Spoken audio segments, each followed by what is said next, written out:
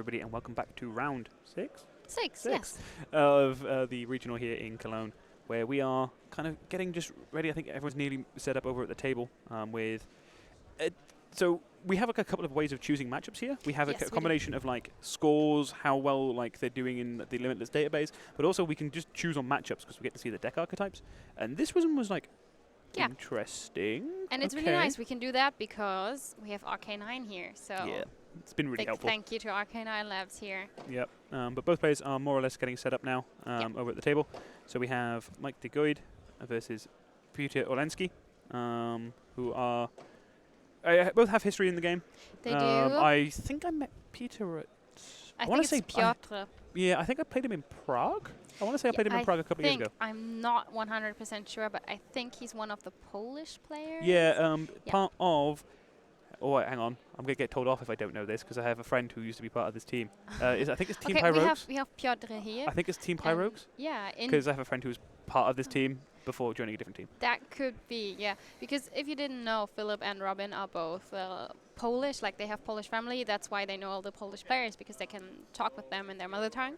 And yeah, he's one of the Polish players. We see he had some day twos at regionals and specials, but never actually made top 8. Nope. But Off to a good start today. He is now 5-0.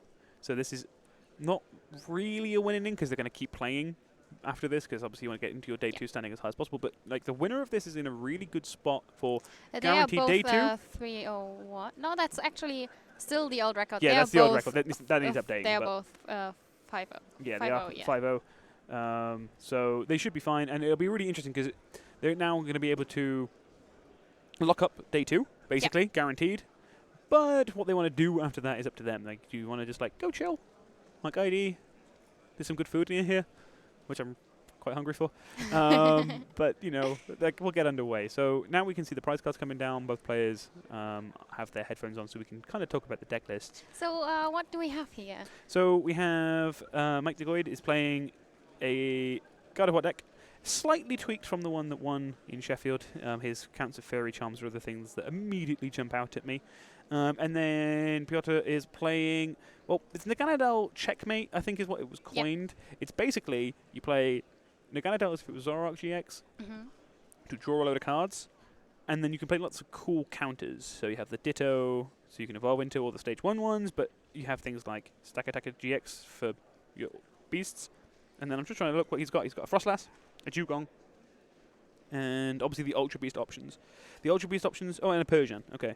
GX to be able to search for them if he needs to. Makes sense. The issue we are going to have here is if we go over to Mike's deck, immediately he's playing 2 copies of Fairy Charm Ultra Beast, which means this game could be very... This is the thing with God of War. God of War doesn't look to play interactive games. So whilst Peter is going to go, it's cool, I'm just going to Ultra Space, get myself a Poipole because he needs to set up. If Mike ever hits that thing, it's so much more difficult for him to win. Because as soon as that happens... I don't remember all of these attacks off the top of my head, but basically most of the attackers in this list can't one-shot through the God of War and Sylveon GX. And if you're not one-hit knockouting it, it's kind of impossible because they play things like Great Potions. They can pick, like, just kind of keep healing them out of the way, and it's just kind of annoying. There's also a Pokemon Center Lady in this list, which is fun. Yeah, and Piotr, by the way, he is playing 24 Pokemon. Those are a lot. Like, he's playing a lot of tech cards, a lot of one-offs, so it's going to be interesting to see what he's going to pull off and how he's going to play around. So Mike's first Cherish Ball. Fairy Charms. Yep, the first Cherish Ball here. It's just going to be another God of War. It's kind of what you want turn 1, but double-checking his prizes because he wants to make sure that he has both copies of the Ultra Beast Charm here because he doesn't want to play it, get knocked out, and then go, oh, I don't have my second one. So he has, like, by having 2, he's kind of a little bit more flexible. Forces the attacker, like the non-Ultra Beast attackers first. Always nice to see the energy spinner on your first turn going second. Grab 3 energy out. It's like, right, cool. I can attach from hand and start getting everything powered up because it does take God of War a couple of turns to get going. So if the start is slow enough, even with the Ultra Beast Charm, this could go. You know, there are ways around it. So. Energy Spinner is actually a card that I really like simply because it's a card, and a greens. It's the perfect opening hand for Mike. But the energy spin is a really nice option, specifically in these decks, because the fact that you don't care if you go first or second, and the upside of it is great. And any deck that kind of doesn't care, 50% of the time, if you need to go first, you're sad because you're not going first all the time. This one doesn't really mind. It has enough upside. Like the same with the Volcanion from the same set. Yeah, true. Where you have upside on your second turn. It's like you'd still prefer to go first, whilst we can still play supporters on the first turn. But later, you can live with it. But Gardevoir gets the attack off, attaching 2 energy from the deck to the one on the bench. And I think I even saw the tag switch in hand, so it's just going to be a case of grab and go, start hitting the 150s, start putting the pressure on. There's a few Snorunt. We see the first Snorunt. It's a cute little boy. Only the one off in the deck, but I think that was Snorunt Pass. Oh. Have you had a chance to look at Piotr's hand? I haven't. He's played it quite quickly. He's kind of gone, oh, that's a bad one. That's sad, so we don't know if he actually really has nothing or if he's just having a good poker face. Yeah. But let's see what Mike's doing. The power plant in play just means that even his Naganadels are kind of dead right now because he can't Naganadel GX to draw. Because there's a kind of cool synergy of kind of going Ultra Space for a card that you don't need in the matchup. Discard, draw 3 cards. That's super nice. But, yeah, that is a very strong-looking Gardevoir on the bench. Indeed, and look how he has all the nice energies. Yeah, but as soon as he's looking to basically just GX and win this game. Because if he GXs with double Ultra Beast Charm in play, which he has, he's just going to keep taking knockouts. Like when there's no cards in hand for Piotr, it's just going to go, what am I going to do? So the one water energy is only a one-off in this list. Is played onto the... he now evolved into the Frostless. So yeah, it's a Frostless. This hand's not entirely dead. It was just a little slow, I think, to get started. But back over to Mike. Yeah, I think maybe he does want his hand to look bad, so Mike doesn't GX. No, you still GX. Yeah, that's cards in hand is cards in hand is worse than no cards in hand. That's very true. You might have a very good point. So we see Magical Miracle GX for 200, and because of the extra energies, Piotr loses his hand. Yep, it's a little bit more than necessary to KO the Mew, but you take it. Especially when it means he's stuck top deck mode straight away, right?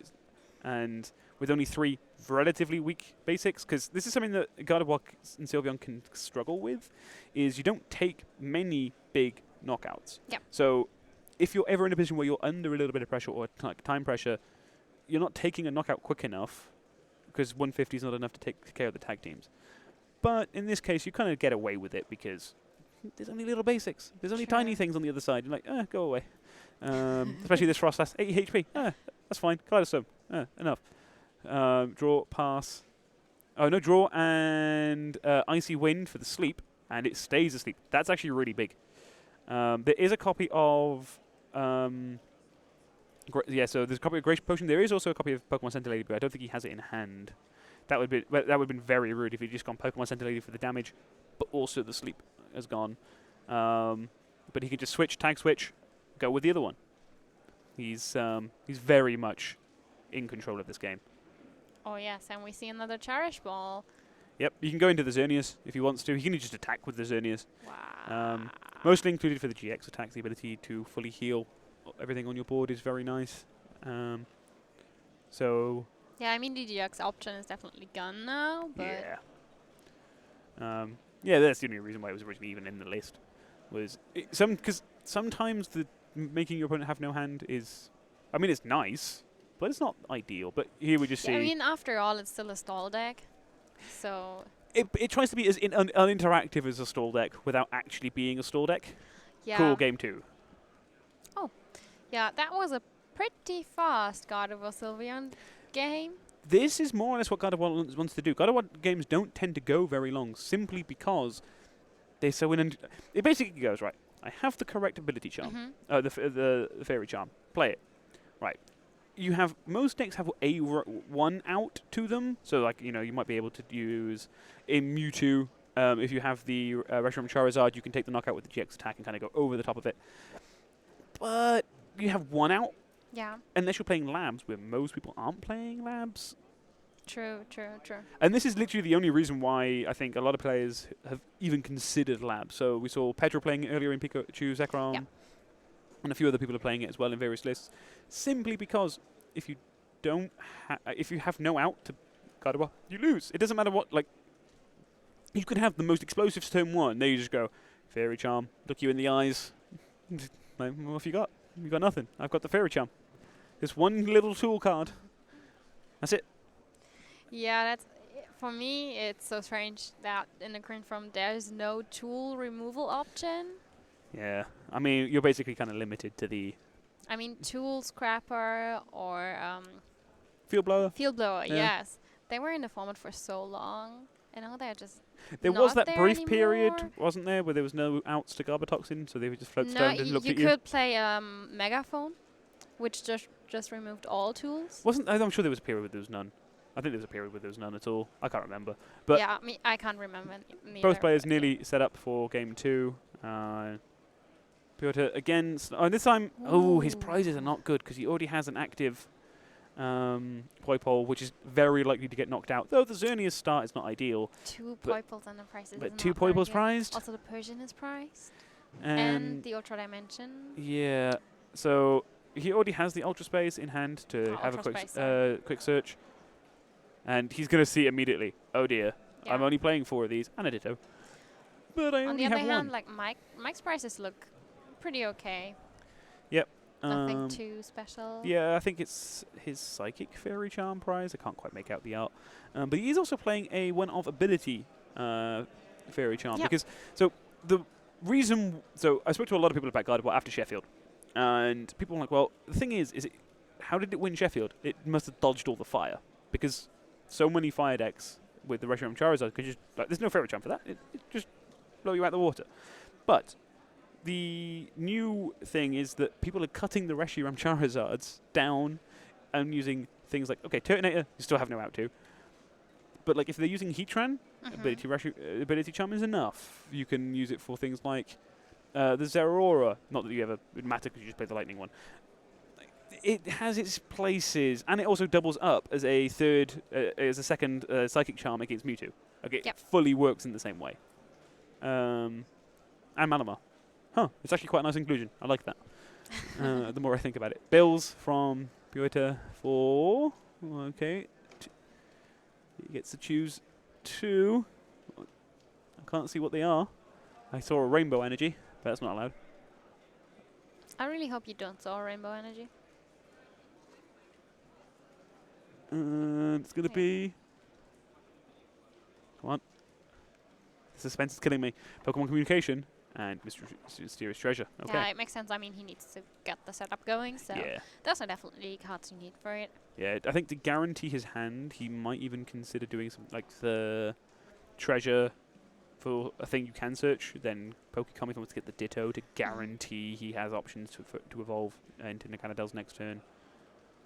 The actual really unfortunate thing is the Naganadal that he uses to draw cards is, I think, it's Dragon type, and it's weak to Fairy. So it actually does get one hit knocked out by Gardevoir, which is something that it struggles with in other forms. So it's kind of a awkward spot to be in if you're his opponent. Straight away, Green's in the opening hand. Perfect. Yeah, Greens is a really, really nice card in decks where your Pokemon don't have ability, because obviously that's... Well, actually, so there was a point in Japan where they were also playing it with the Mismagius, which had an ability, but it was fine because you just knocked that out, then played Greens. Yeah. It was kind of a True. weird interaction, but it worked. But we see another benefit of playing no Pokemon with abilities, is you take the Power Plant, and you can just go, okay, cool. So you haven't got any abilities to draw cards with, and unless you have more Ultra Spaces available, you're just not going to be able to get through your deck. Oh, and has the Switch, the Fairy Energy. There's no Charm. Okay, there was no Charm this turn, but Interesting. that's still fine because he knows that really he's like a couple of turns away from being hit, like attacked into. So, you know, That's actually true. attachments are needed. He needs to evolve, and he has to do all of this without having access to any of his abilities to draw. Yeah. Because he is also playing a copy of Dedenne, which I think he has in hand. So, there we go. Okay, straight away, Counter Stadium, which is really nice. That's really nice. That's exactly what he needed. He did have double Ultra Space in his opening hand. Weren't prized, but, still had it. So, nice ability to, he can now use his Dedenne. He's trying to work out if he wants to. I think he's gonna communication first, Yeah. then Mysterious Treasure. Well, Then you may as well basically play the Pokemon that you're allowed to play first, get them out of your hand, and then just discard everything that you don't want anyway. So it's going to be an Naganadel. Ooh, is it? Maybe. Is it going to be an Naganadel? That was a. You're too quick. It could be a Maybe Ditto. it's also a Ditto. It could be. Could be anything. Well, I mean, he doesn't need to communicate for the Naganadel, right? Because he can just go Ditto from the communication. Then he can Ultra Space. Oh, true. He probably Ultra Space after he's detonated, to be fair.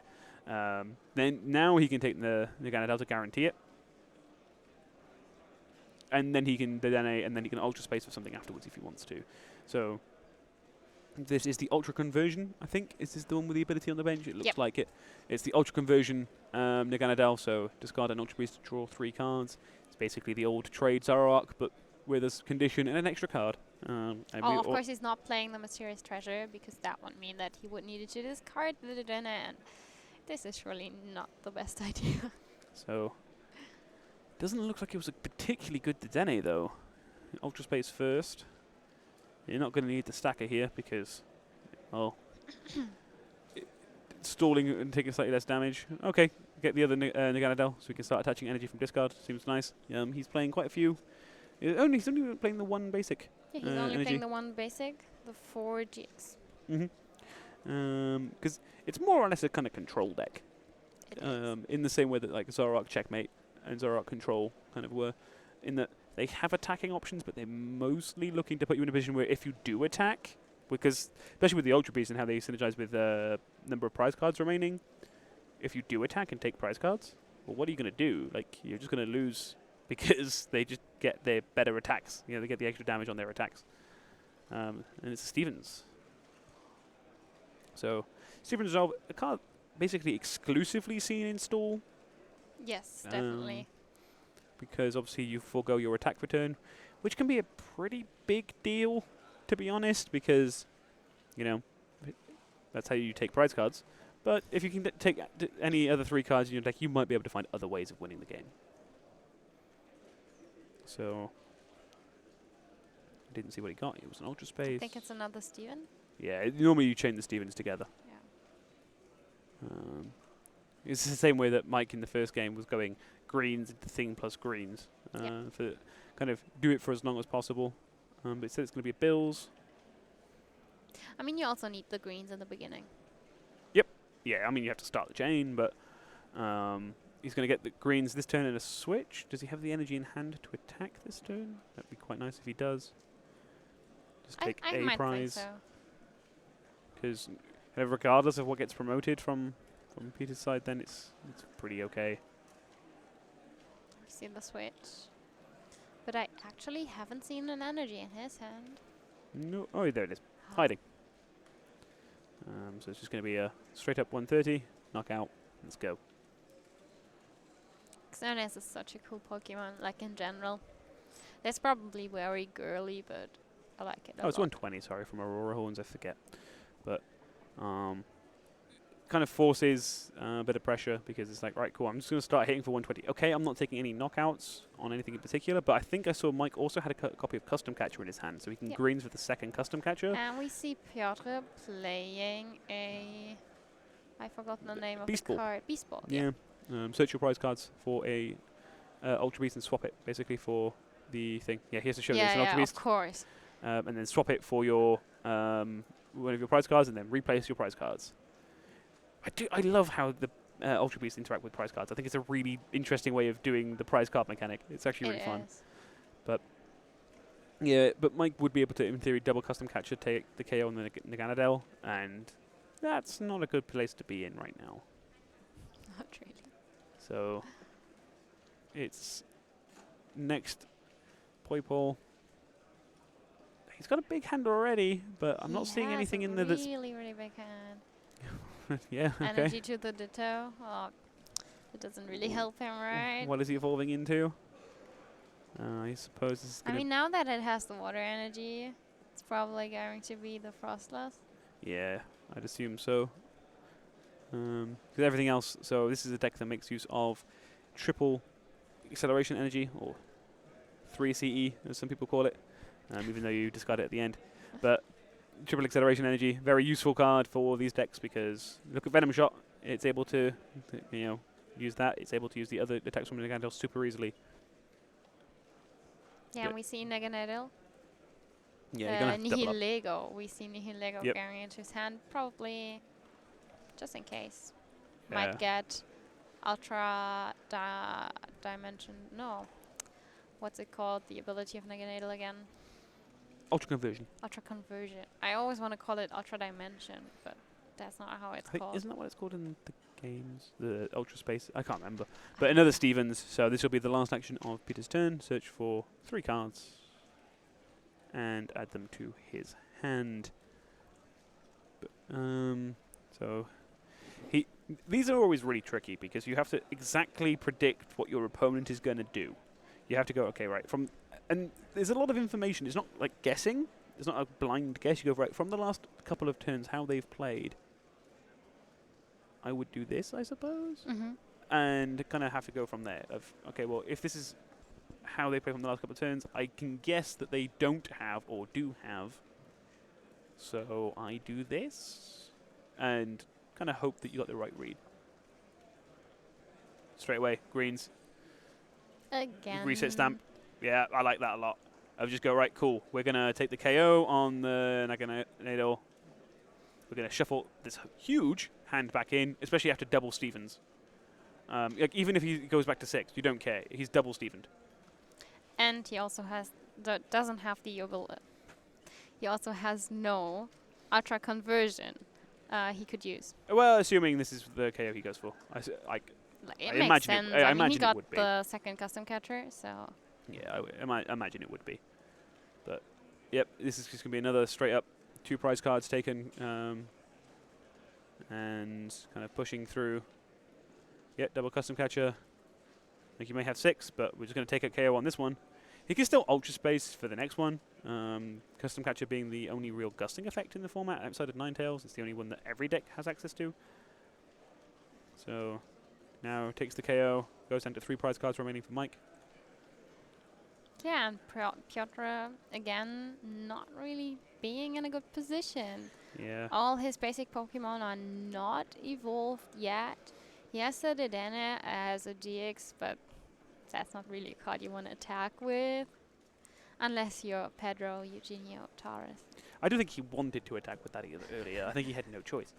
So it's another Ultra Space. Going to be another Naganadel. You might as well take it now. You need to start drawing cards again to get to have options in your hand, even if it doesn't work out for you. But very little in the way of kind of board state. I mean, like if you look at the 2 board states, one of them has a lot of energy. Okay, not the best set of attackers, but it's workable. And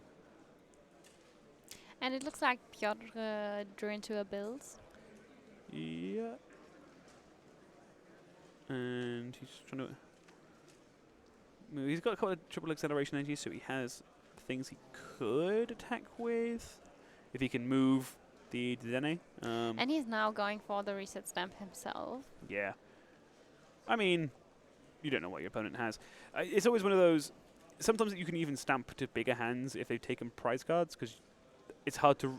So for a deck where you want to have a read on the hand, you need to be able to read the hand. If they've taken a couple of prize cards the turn before, those are 3 unknown cards in their hand the next turn. Yep. So between the turn card and the prizes they took. So you kind of want to sometimes go, okay, well, I don't really care if you get a slightly better hand side. He doesn't here anyway, but it can help. And we see Persian Jigs coming into play. Yep. Using the Catwalk ability, so he can search his deck for 2 cards. 2 cards, Yep. which is pretty good. It's not exactly bad, but does also become. Again, you have to kind of have a read of what the play is from Mike next turn to work out what these cards are and how you want to set your board up, because Currently, the Xerneas is going to hit another 120 straight up into the Dene. Pure little mouse. But again, I mean, Vengeance, Mm-hmm. Persian's Vengeance is actually a pretty good attack in this It, deck. it caps, yeah, but it caps quite hard at 190. So you can knock out the Xerneas, but it only is Xerneas, and that's like the only damage you're going to get through. And it also gets knocked out by a single GX attack by the Gardevoir and Sylveons, regardless, because it's That's just true. 200 damage. At which point you're kind of stuck, especially in the like with only 3 prize cards remaining for Mike. So, yep, just kind of search some cards, straight into a Bills. Custom catcher number 1. Cherish Ball. I mean, you take the Labyrinth just because you want to kick the stadium more than anything else. You want to stop them building up the hand size, because as soon as the hand size gets that big, it's very easy for them to have every option, as opposed to having to work out what option they need ahead of time. They can have all of them. But now the Labyrinth, the Wondrous Labyrinth, one of the Prism Star cards that Stadium's seen quite a bit of play. Kind of also makes it even less likely for Piotr to attack.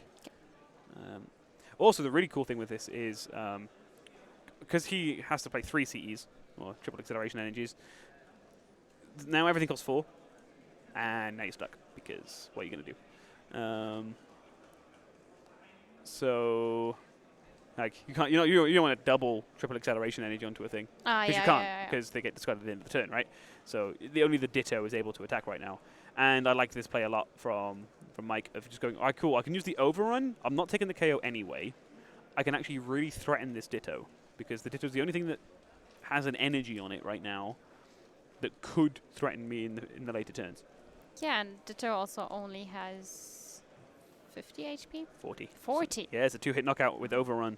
Also, at the same time, if you double overrun this Dene, and then Aurora Horns, you take the KO. True. So it actually sets up very nicely. True, yeah. So now we're at the point where Peter's his hand is just, it's a lot of stuff, but none of them are stuff you want to play Nothing's right really now. Useful. It's just like a lot of cards. Like, I'm looking through his list and going, what do I want to draw? And I can't think of many things I want to draw. Nope, none of them. So if you could wish for any card, what would it be? Can it be Reshiram Charizard on a different deck? Because that's how you beat no, Gardevoir. that's not possible. Okay. Connor, sorry. Okay. We can't do that. So without getting a deck list error, I genuinely don't know what you want now. I guess it's just a very bad matchup for Piotr. Well, and this is before the Ultra Beast Charm has even been played, right? This is true. like he There can are still no attack. charms in play. He can still attack right now, and it still doesn't matter. So now we have, and they'll come in. Yes. The water energy attached to, triple acceleration energy attached to. We see a reset stamp. Yep. Sending Mike back to So 3. is this the comeback we were all waiting for? We'll see what Mike draws. What is I'll he going decide to then. copy now? The Frostless? The Devon? I don't know. I have no idea. I don't know what he wants to copy. The Naganadel. I think it's the.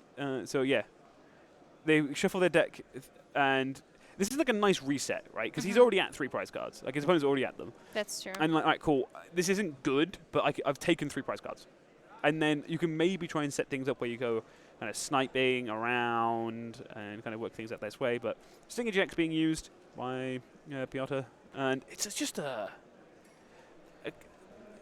it's like a hard. Right, okay, right. This game's not gone well. Let's imagine it had gone well. I've got 3 prize cards remaining. That's better. In an ideal situation, you'd hit them when they only have 1 prize card left. I think that might actually be one of the Ultra Beast Fairy Charms that you managed to prize. As the prizes change. If we can maybe have a closer look. Very hard to distinguish. Maybe go back to the one with the prize cards very briefly, so we can have a quick look. Actually, no, saying that, I think it is. I'm pretty sure that is actually the Ultra Beast one. Have a look.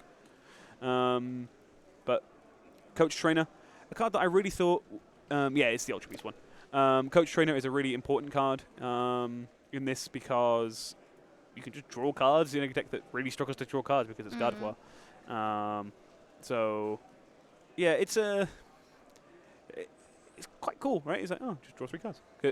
Though here you only got the 2 because the Xerneas is active and not a Gardevoir. But, you know, you'll take it. And hit in for another 120, putting it at 140, 1 hit away from a knockout. Yeah, that's actually very huge. Yep. He does need another triple. Well, he needs more than a triple acceleration energy this turn because what is he going to use? Beast Raid? Well, that's not doing anything because it's. I mean, he could use.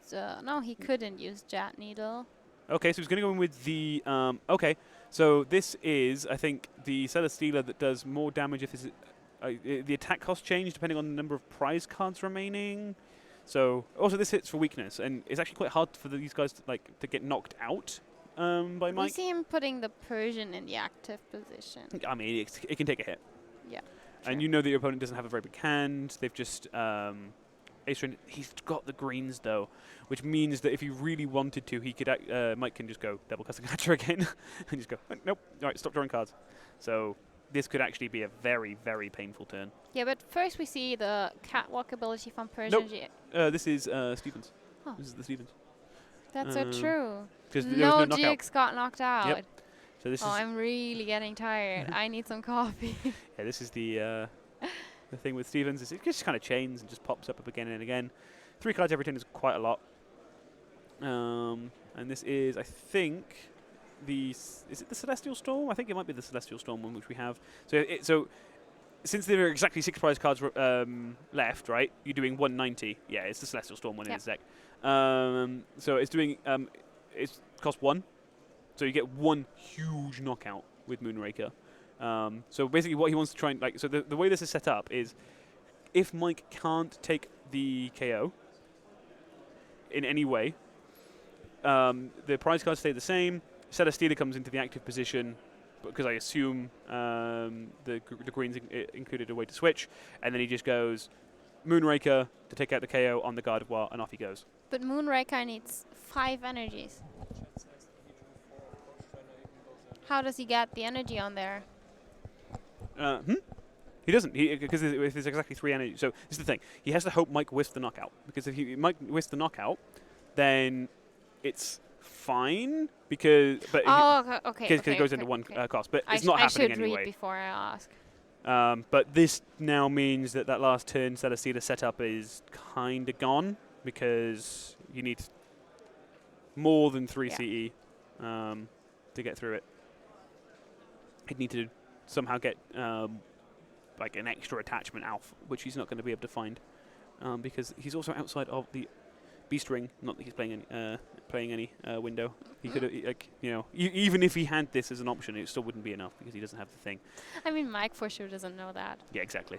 But Persian GX back in the active. Catwalk again. Finally, active. now for real Catwalk. Yep.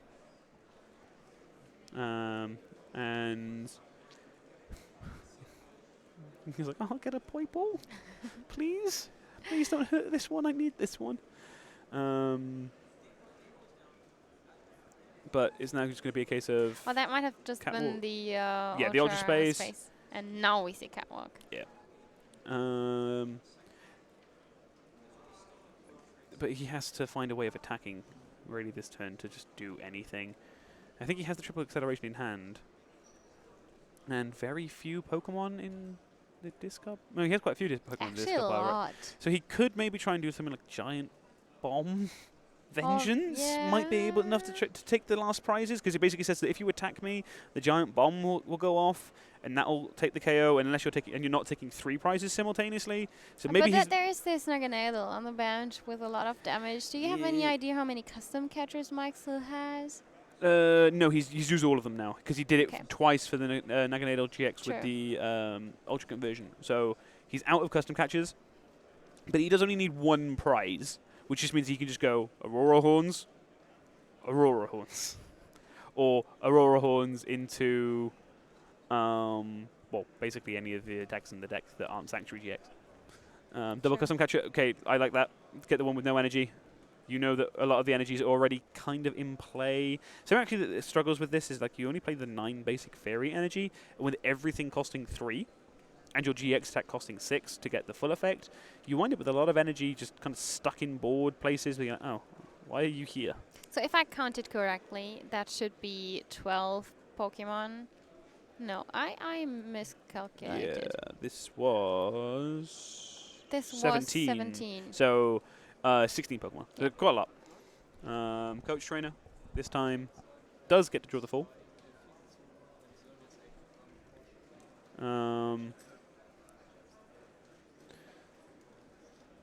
So, going to be 4 cards.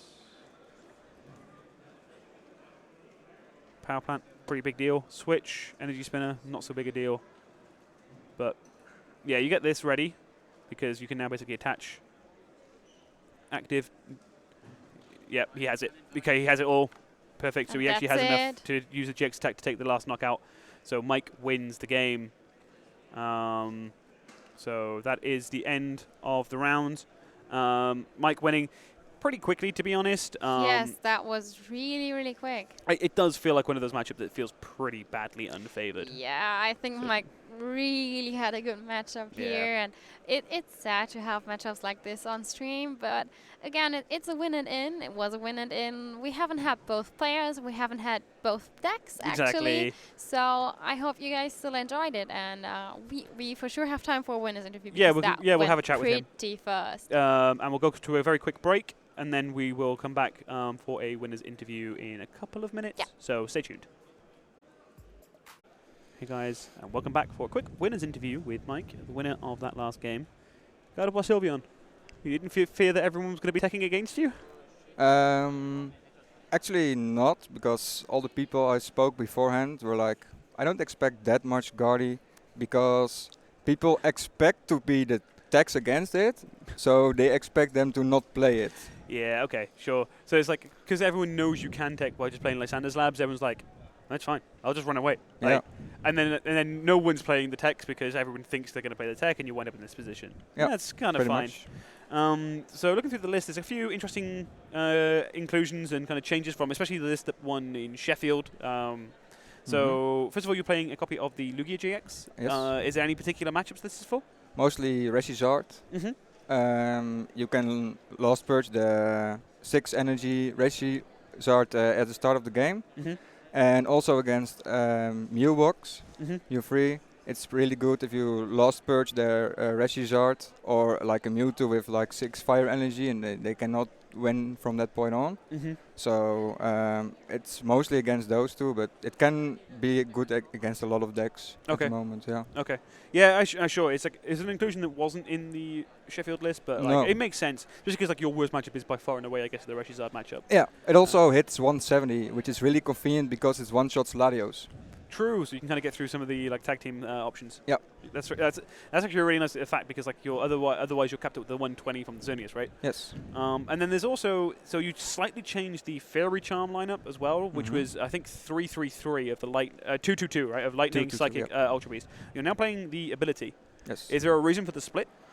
Mostly because I want to auto-win random matchups like random Whimsicott or Blastoise GX you can run into, and the one ability charm can just auto-win that. Sure. Okay. Well, that's kind of like how this deck mostly wants to win games, right? It's Mhm. like you kind of accept like look, if I can play the correct Fairy Charm in any given matchup, You pretty much win. I could just put my feet back and just kind of play some Pokemon cards, and my opponent can't really do much. Pretty much, yeah. So that's it. And then you're also playing like the trainer or the support lineup is a little different, I think, as well. Yeah, I play 4 bills Mhm. because a lot of times you start not a Gardevoir or Sylveon now because you play 2 Mhm. non-tag teams. Mhm. And in testing, at a lot of times I started with Coach Trainer as my only supporter, and you don't want that. Yeah, sure. So more outs for turn 1 Yeah. Fairy Song. Yeah, sure. Okay, that makes an awful lot of sense. Well, in that case, because we still have a little bit of time left on the round, we can let you go take a quick break, have some time to put your feet up, and we'll be back with round 7 soon. So stay tuned.